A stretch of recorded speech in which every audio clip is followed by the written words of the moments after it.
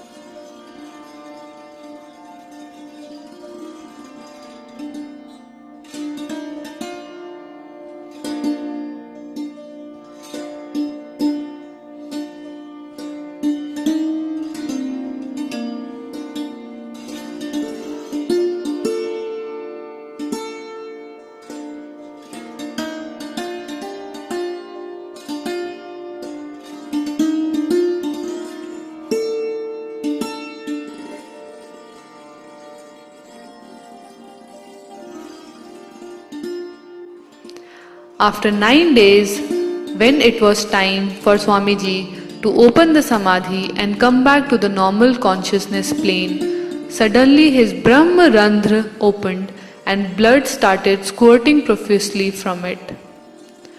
The Brahma Randhra, which is also known as the 10th exit in the yogic text, is present in the crown of head, is supposed to be the doorway for the absorption into the Supreme Spirit for the awakened soul at the time of their final departure. There is absolutely no return for any person who passes through this exit, and he never comes back to the human plane again. There is no example in the rich history of Hindu saints, mystics and yogis who have come back after departing from this exit. The case of Swamiji is truly amazing and unique in this regard.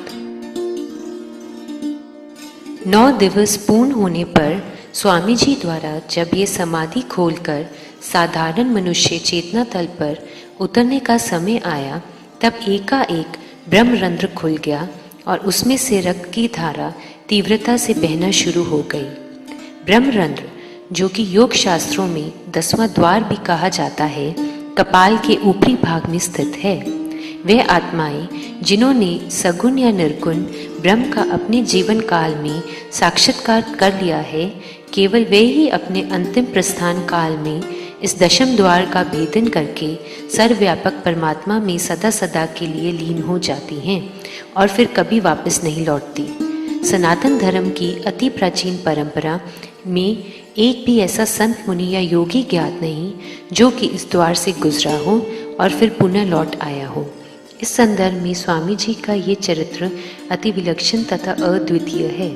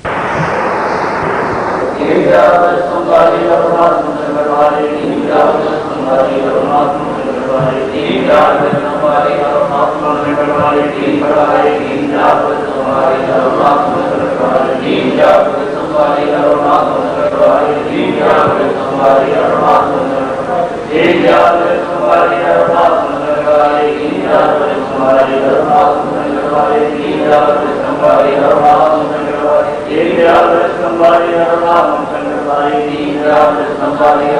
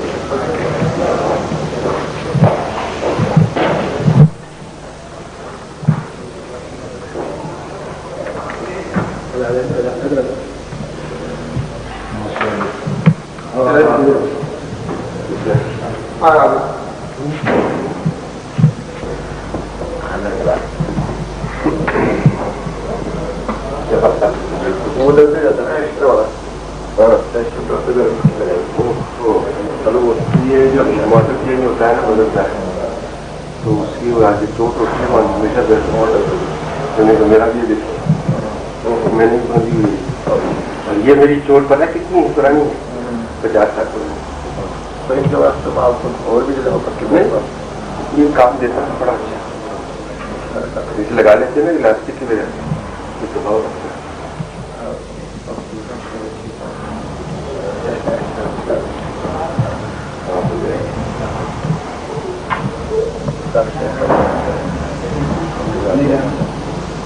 बस वो असल में interviews हमारी इतनी लंबी हो, हर बार जवानों का सब कुछ सब प्रश्न करता है।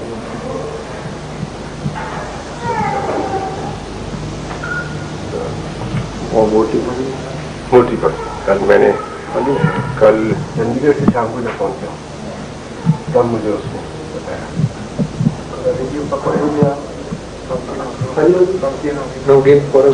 और जवानों को सबको लेते बाहर खाने का दिन भर खाते रहते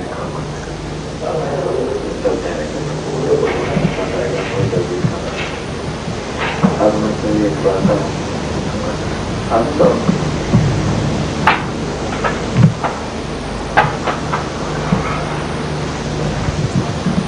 अब जाओ बेटी आजा बोला बोला इधर आ जाए दिया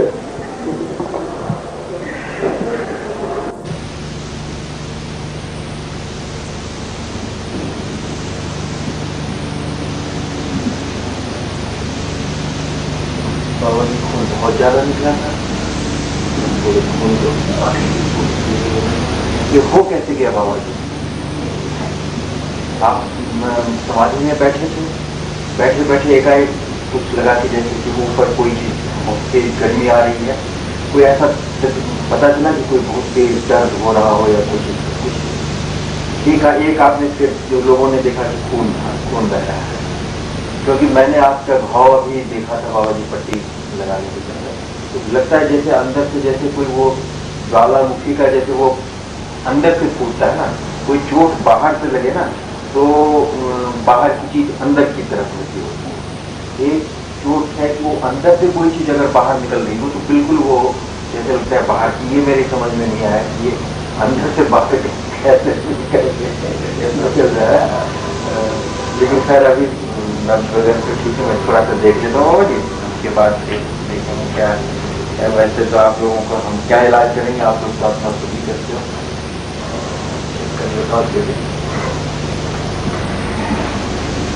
आपने वैसे डाली उससे सिर्फ हल्दी डाल के डाल दिया था? नहीं, अभी मैंने वो थोड़ी दवाई डाल दी और हल्दी तो ठीक है, आप लोगों की तरफ से हमारी तरफ से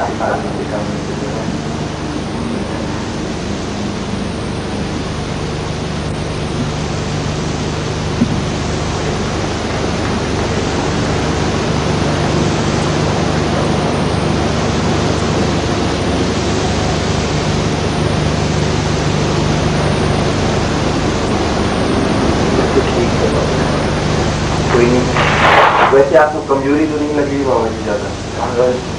थोड़ी सी लगी। तो अब क्या फिर समाधि में अभी तो अब नहीं जाएंगे?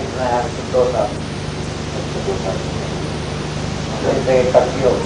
अच्छा, फिर थोड़ा बहुत खाइए पीजिए और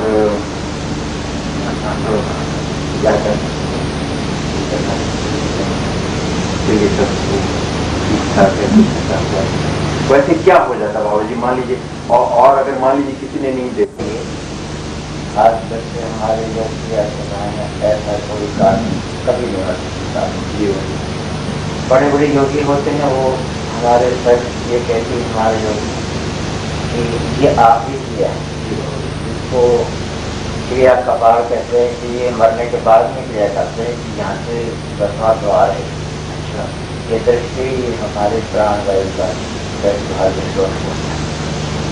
लेकिन हमारे योगियों की खोज में वो ये है कि प्राण रख के अपना शरीर को त्यागना होता है तो इसी द्वार से त्यागेगा। शरीर त्यागने के बाद में आ नहीं सकता। तो ये पहले से मेरे साथ घटना घट गई। ये इतना बड़ा कांड होने के बावजूद मैं जिंदा हूँ, तो ये अनुभव कर रहा हूँ कि कैसे नहीं। इसका मतलब है कि प्राण तक नहीं बात पहुंची थी, ऊपर से रास्ता ही साफ किया था और आपका यह लगता है कि ये जो है भंग हो गया, जिसकी वजह से वो रुक गया। हाँ, ये नाड़ी है कुछ मुझे पता है बाबा जी, पिछली साल जब आपने वो किया था समाधि में गए थे, तो उस वक्त मैं था जिस वक्त आप समाधि तोड़ रहे थे, मैं आपकी नवज पकड़े बैठा हुआ था। तो मैं इधर ढूंढ रहा था कि यहाँ से आ रही है या यहाँ से आ रही है, नवज मिल नहीं रही थी मुझे। फिर बाद में थोड़ा करके आते आते कोई 10 मिनट टाइम लगा, 10 मिनट। आपके साइंस क्या कहती है? बाबा जी हमारी साइंस तो कहती है कि अगर नब्ज बंद हो जाए तो 3 मिनट के बाद आदमी जिंदा नहीं रहता है, समझ बंद हो जाए तो आदमी जिंदा नहीं रहता है। लेकिन फिर भी हमारी किताब में लिखा हुआ है, बॉयड कहते एक अंग्रेज राइटर थे, उन्होंने लिखा हुआ है कि हिंदुस्तान में ऐसे भी योगी हैं जो पानी के अंदर 6-6 महीने तक रहते हैं बिना सांस लिए, फिर भी जिंदा रहते हैं। ये क्रिया उनके समझ में नहीं है, कहते हैं कि ये ऐसा हमने देखा है, सुना है, कि कैसे होता है इसके बारे में हमारी साइंस को कुछ पता नहीं है। लेकिन ये हम मानते हैं कि ऐसा होता है, हमारे साइंटिस्टों ने भी देखा है, थोड़ा बहुत मैंने भी देखा है, अब आपके पास आके कुछ तो हमने भी देखा। आपसे तो ये पहले दफा ही मौका होगा देखने का। इसके पहले तो मैं इन चीजों को न मानता था, न मैंने कभी सोचा था कि ऐसा हो सकता है। आपके पास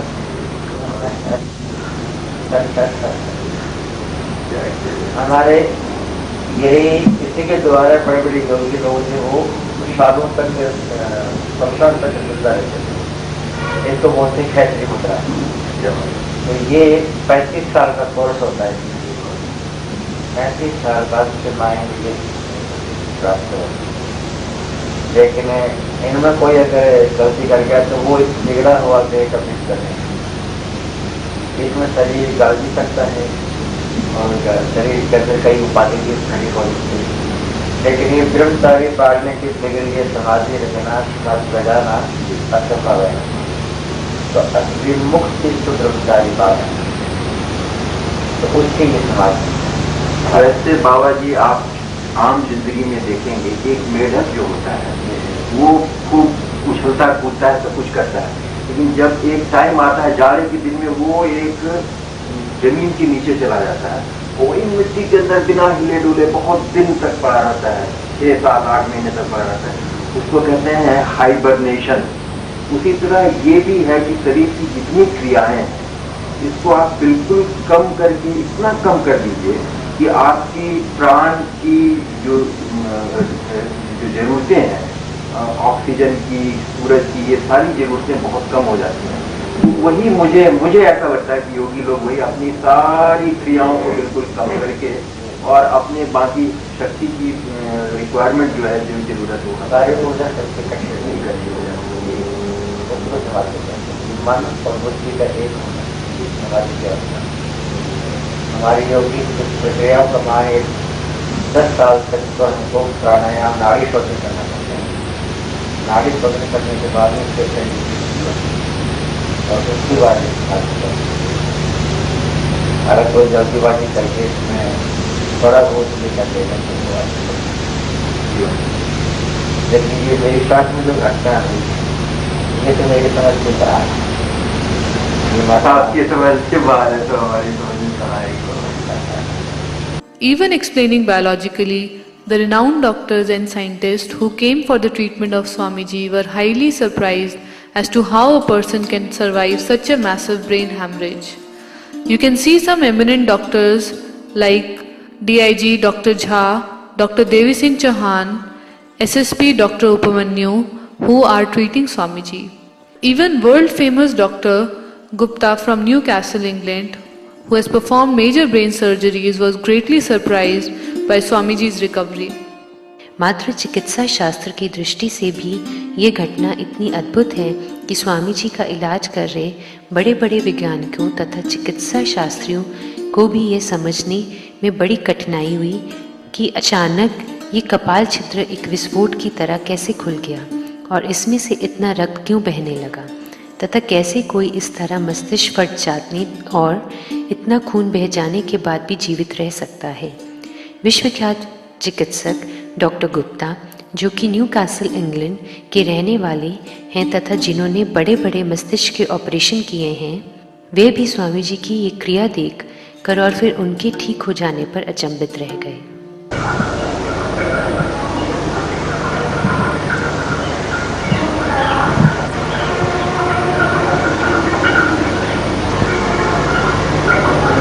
हरे टेंशन बेकार हो रहा है। आप ही ठीक नहीं वैसे ही मैं कहता हूँ तो बैठे ना अपने आप ही वैसे ठीक है, दूसरों का ठीक होता है।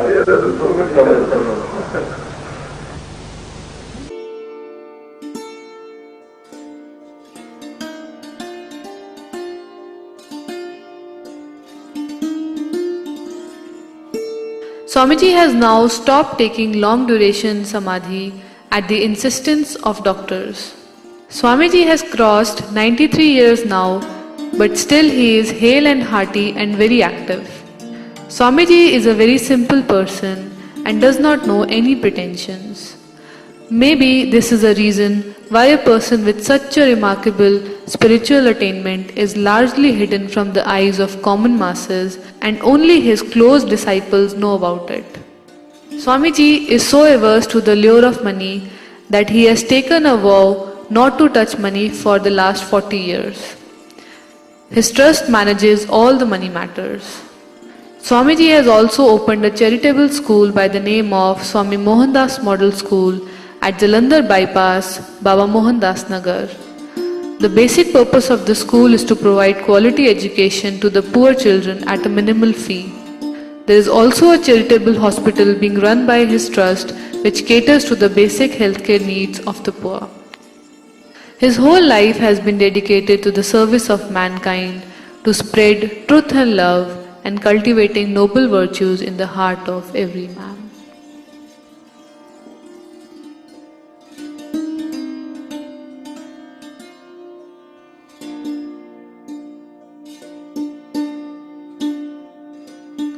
स्वामी जी ने अब चिकित्सकों के परामर्श अनुसार लंबी अवधि की समाधि लगाना बंद कर दिया है। स्वामी जी की आयु अब 93 वर्ष के पार हो चली है, फिर भी वे काफ़ी स्वस्थ और सक्रिय हैं। स्वामी जी दिखावे और आडंबर से दूर हैं। शायद यही कारण है कि इतनी महान उपलब्धियों के होते हुए भी वे जनसाधारण की आंख से ओझल ही हैं और मात्र उनके निकटवर्ती शिष्यों को ही उनकी इन आध्यात्मिक उपलब्धियों का कुछ अनुमान है। स्वामी जी ने 40 साल से धन को न छूने का प्रण ले रखा है और उनका ट्रस्ट ही समस्त वित्तीय प्रबंधक के लिए जिम्मेदार है। स्वामी जी ने बाबा मोहनदास नगर जलंधर बाईपास में स्वामी मोहनदास मॉडल स्कूल की स्थापना की है, जिसका उद्देश्य है निर्धन बच्चों तक उच्च गुणवत्ता वाली शिक्षा नाम मात्र शुल्क में पहुंचाना। स्वामी जी ने एक समाज सेवी अस्पताल भी खोल रखा है जो निर्धनों को निःशुल्क चिकित्सा प्रदान करता है। स्वामी जी ने गौ संवर्धन हेतु एक गौशाला का निर्माण भी किया है जो कि सुचारू रूप से चल रहा है। स्वामी जी ने अपना जीवन मानव कल्याण के हेतु अर्पित किया हुआ है और उनके जीवन का उद्देश्य ही है मानव मात्र की सेवा, प्रेम और सत्य का प्रचार और प्रत्येक व्यक्ति के हृदय में सद्गुणों की स्थापना।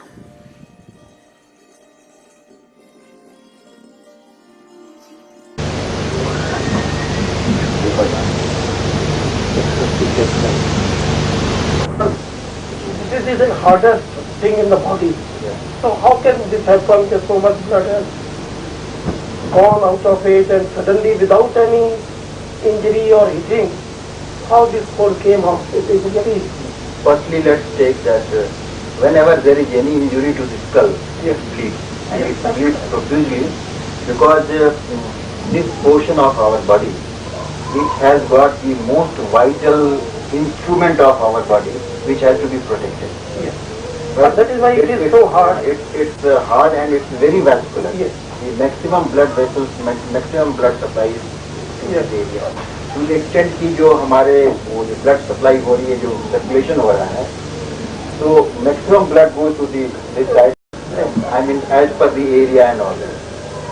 Now, as per this samadhi or yoga and all that, I can't be a master of that and I know very little about it. But what I can tell you that basically human life जो है ये दो system चल रहा है साथ साथ। एक को कहते हैं एनाबॉलिज्म, दूसरे को कहते हैं कैटाबॉलिज्म। मतलब बनना और टूटना ये शरीर के अंदर चल रहा है और ये सारी क्रियाएं जो हैं उसके लिए शक्ति की जरूरत होती है। कोई खाने की जरूरत होती है, हवा की जरूरत, ये चल रहा है।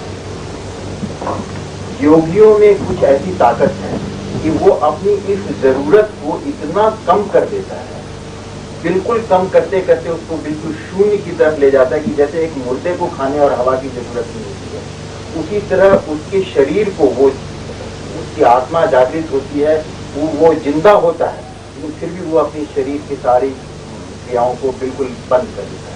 मतलब उसको बाहर से ताकत की जरूरत नहीं है इस तरह से। और इस बंद करने के लिए कोई न कोई प्रोसेस अंदर होता होगा कि वो अपनी सारी चीजों को समेट के कहीं एक जगह पे जमा करता है।